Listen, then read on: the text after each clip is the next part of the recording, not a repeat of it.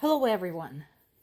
The question of additional aid for Ukraine continues to dominate the headlines, as well as various speculations as to what will happen if Ukraine doesn't get it. Of course, Russia can't stand to not be front and center. They're very much like Donald Trump is in that respect, the great friend of theirs. So they're mocking Vladimir Zelensky and telling him basically everybody's tired of him, completely ignoring their own responsibility in this situation. Because, had Russia not invaded Ukraine, Zelensky wouldn't have to go and ask for help. Just saying. And all the while, they continue to pound Kyiv and other civilian targets across Ukraine, and continue lying about it. This particular piece is on the CNN website, but this has also been published by Euronews, Reuters, and several other sources, basically addressing the question of what's the point? Is it even helping? Because remember, there was a lot of speculations like, where is the money going? What's it good for? Well, these various sources answer the question whether supplying Ukraine with money and weapons was effective. And the answer is yes.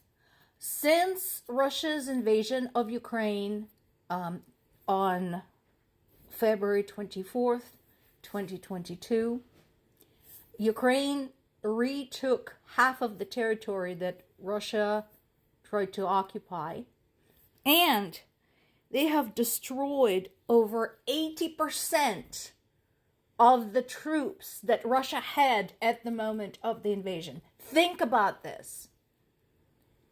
Imagine U.S. Army, all of it.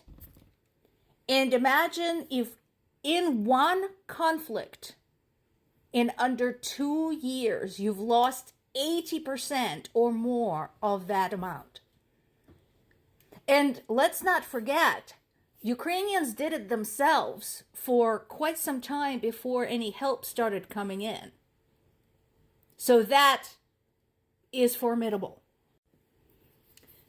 There is no telling right now what the results are going to be. So far, the U.S. Republicans are determined to settle the aid bill that includes not just aid to Ukraine, but also to Israel and Gaza, and reinforcements to U.S. national security. They're determined to sneak in the poison pill border bill. So they are determined to sabotage it. And they're going on a break for like 2 weeks. And I'm like, no, you shouldn't get a break because you haven't done any work. I don't understand why these people get a break. Biden and Zelensky did hold a joint press conference, and Biden, expressed support for Ukraine. But again, we appreciate it. It's good to know. But unfortunately, just, thoughts and prayers are not going to win us this war. More is needed. And again, the topic was the same. They've reiterated that the aid is needed. They've reiterated that it's in the U.S. best interest to supply the aid now instead of eking it out bit by bit and withholding it, because the quicker we end this war, the sooner we can stop spending money on it.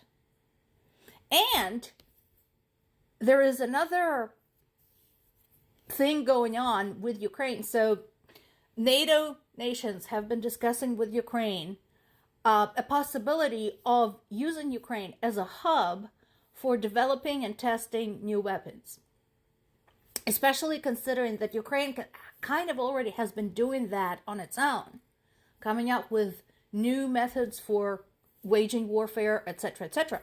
So that is also of great interest globally to U.S. and its allies. And again, the sooner we finish this war, the sooner we can get to it. There is some additional aid that already has been pledged. So this is outside of the bill that's stalled in the Congress.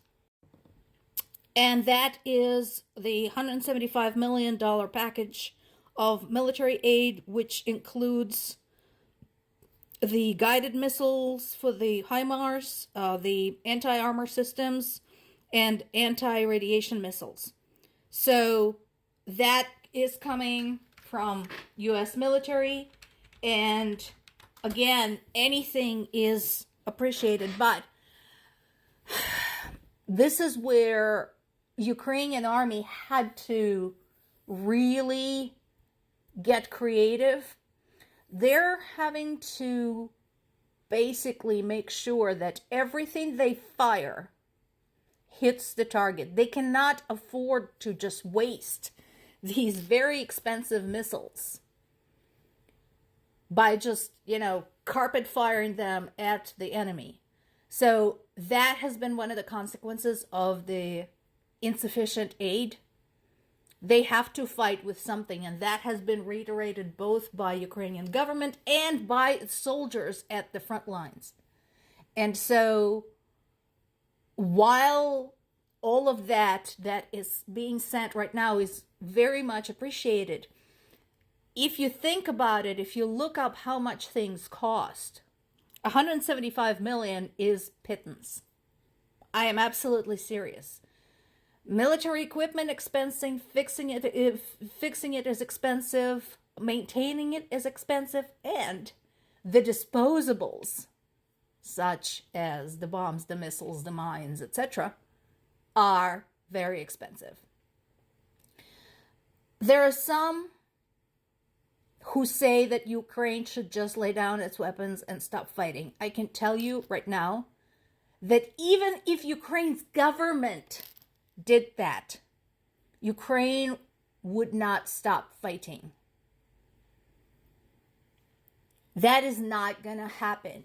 If Russia rolled over Ukraine because there was not enough aid and the army could no longer fight, every single person from the Russian army, Russian officials, anybody from the occupying force would have to check every bite they eat and every drop they drink on Ukrainian territory, because Ukrainian people will not surrender.